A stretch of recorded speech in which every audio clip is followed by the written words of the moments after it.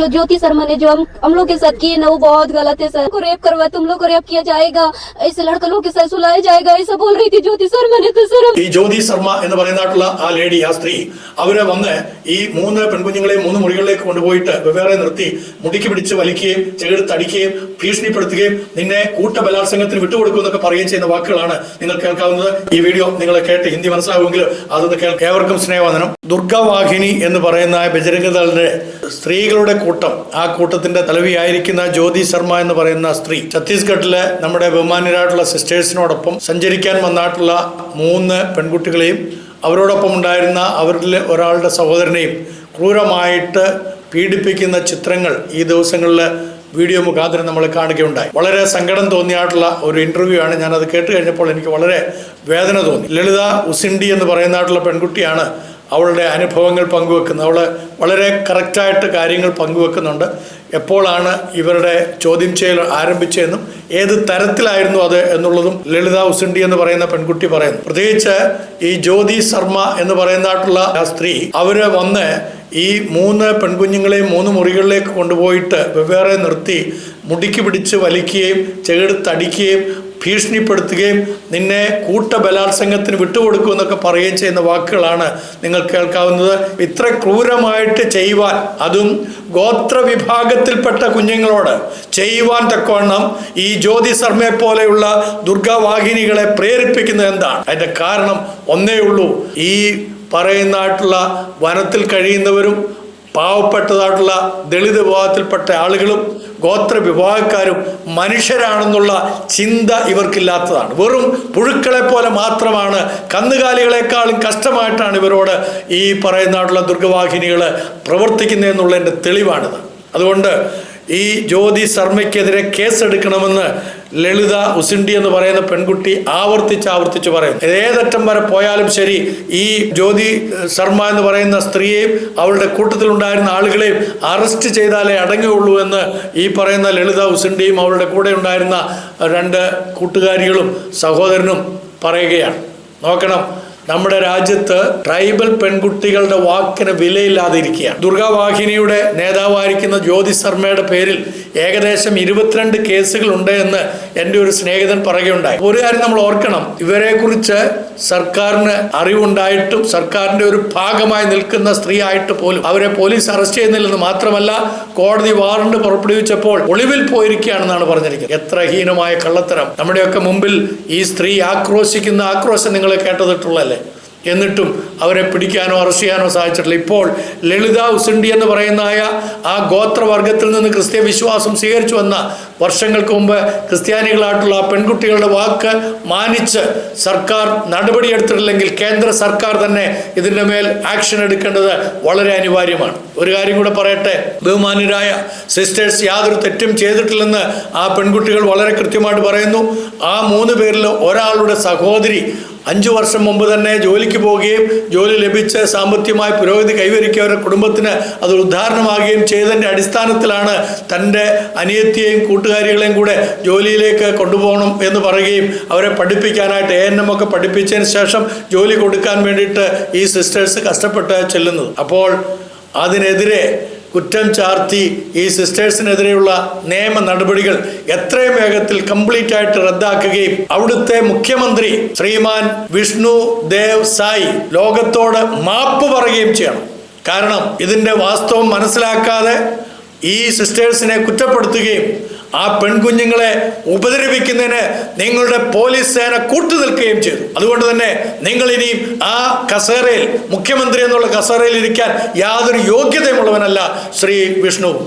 അതുകൊണ്ട് നിങ്ങൾ ഓർത്തുകൊള്ളുക, ഇവിടെ ചോദിക്കാനും പറയാനും ആളുകളുണ്ട്. ഈ രാജ്യം ഇവിടുത്തെ ജനതയുടെയാണ്, ഇവിടുത്തെ എല്ലാവരുടെയുമാണ്. ന്യൂനപക്ഷങ്ങളെന്നോ ഭൂരിപക്ഷങ്ങളെന്നോ വ്യത്യാസമില്ലാത്ത എല്ലാവരും ഇവിടുത്തെ പൗരന്മാരാണ്, പ്രജകളല്ല ഞങ്ങൾ. ഇവിടുത്തെ ഒരു MP പലപ്പോഴും എൻ്റെ മുമ്പിലിരിക്കുന്ന പ്രജകൾ എന്ന് പറയുന്ന പോലെ അങ്ങേര് രായാവും ബാക്കിയുള്ളവരൊക്കെ പ്രജകളും എന്ന് ചിന്തിക്കുന്ന ആ ഒരു ചിന്തയുണ്ടല്ലോ, അതങ്ങ് മടക്കി കയ്യിലോട്ട് വെച്ചിട്ട് പോയി കഴുകിക്കളഞ്ഞേച്ചാൽ മതി. കാരണം ഇവിടെ ഞങ്ങൾ പൗരരാണ്. പൗരന്മാരായിട്ടുള്ള ഞങ്ങൾക്ക് ഞങ്ങളുടെ രാജ്യത്തിൻ്റെ പുരോഗതിക്ക് വേണ്ടി അധ്വാനിക്കുവാനും അതിനുവേണ്ടി പ്രവർത്തിക്കാനുള്ള പൂർണ്ണ സ്വാതന്ത്ര്യമുണ്ട്. അത് ഞങ്ങളുടെ ഭരണഘടന ഞങ്ങൾക്ക് തരുന്നുണ്ട്. ഞങ്ങൾ ആ ഭരണഘടനയ്ക്ക് വിധേയപ്പെട്ടുകൊണ്ട് പ്രവർത്തിക്കുന്നതിന് യാതൊരു സംശയമില്ല. ദയവുണ്ടായിട്ട് നിങ്ങൾ ഇത് സംഘപരിവാർ കൈകളിലേക്ക്. क्या नाम है आपका? मेरा नाम ललिता उसेंडी है, मैं जबगुंडा से हूँ। आज यहाँ नारायणपुर कलेक्ट्रेट कार्यालय क्यों आए थे आप लोग? जो दुर्ग में हमारे साथ जो घटना घटी थी उसको यहाँ दर्ज करवाने के लिए आए हैं। क्या क्या घटना घटित हुआ था वहाँ पे? वहाँ बहुत सारे सर, बहुत जो ज्योति शर्मा ने जो हम लोग के साथ किए ना वो बहुत गलत है सर। जो हम लोग को वहाँ जब ले जा रही थी वो ज्योति शर्मा ने सर जो वहाँ के थाना में ले जा रही थी तो टगल के ले जा रही थी सर। उसके पीछे इतना सारे लोग थे कि हम क्या ही बताएंगे सर। हो सके तो 50 से ज़्यादा थे, 100 या 150 ऐसे लगभग थे। हम वहाँ डर गए थे सर, हमको रेप करवा, तुम लोग को रेप किया जाएगा, ऐसे लड़का लोग के साथ सुलाया जाएगा, ऐसा बोल रही थी ज्योति शर्मा ने। तो सर हमको बहुत डर लगा और वो बोल रहे थे हमको तुम लोग जान नहीं और न सर ज्योति शर्मा ने इतना भी नहीं बोले कि ये बच्चे लोग करके इतना बेगुनाह से वो हमको बिना हम लोग मम्मी पापा लोग को पूछ के जा रहे थे सर, फिर भी हमको ज्योति शर्मा ने जो जेल में डाल दिए। हमको अच्छा नहीं लग रहा है। जो वहाँ ज्योति शर्मा के साथ थे ना सर, उन लोग चाहती को पीछे कमर को पकड़ रहे थे, कई जन को लगो हाथ मन को पकड़ के अंदर करवा रहे थे सर। टगलते सर हमको अच्छा नहीं लग रहा था। और थप्पड़ के ऊपर थप्पड़ मारे जा रही थी ज्योति शर्मा ने, हमको बहुत मारी है। जब हम लोग को मार रही थी तो हमको इधर वीडियो मत बनाओ बोल रही थी सर, ऐसे बोल के। और वहाँ बोल रही है कि मैं मेरी बेटियों को बचा रही हूँ बोलती है। वो सब झूठ है सर। जब वो हम लोग को मार रही थी तो हम उधर वीडियो भी करने नहीं दे रही थी। ये सब वो ज्योति शर्मा ने बहुत हमसे गलत करवाई है। जैसे आज NIA कोर्ट का फैसला आया है और आप लोग के साथ में जो 2 नन थे और एक युवक था उन्हें छोड़ दिया गया है, कैसा लग रहा है आप लोग को? हमको अच्छा लग रहा है सर। जो बेगुनाह के जो नन लोग दो सिस्टर थे और एक भैया थे और हम तीनों बेगुनाह के ओ ज्योति शर्मा ने ऐसे की और भैया और 2 सिस्टर लोग को छोड़ दे रहे, तो हमको अच्छा लग रहा है। क्या चाहते हैं आप लोग, आगे क्या कार्रवाई होनी चाहिए इस पूरे मामले में? ज्योति शर्मा के ऊपर बहुत कार्रवाई, ज्योति शर्मा के ऊपर बहुत कार्रवाई होने चाहिए सर। इतना हम लोग मम्मी पापा को पूछ के जाने के बावजूद भी हमको ये सब करवाई। बाकी जन ऐसे बिना पूछे घर में बिना बताए चले जाते हैं।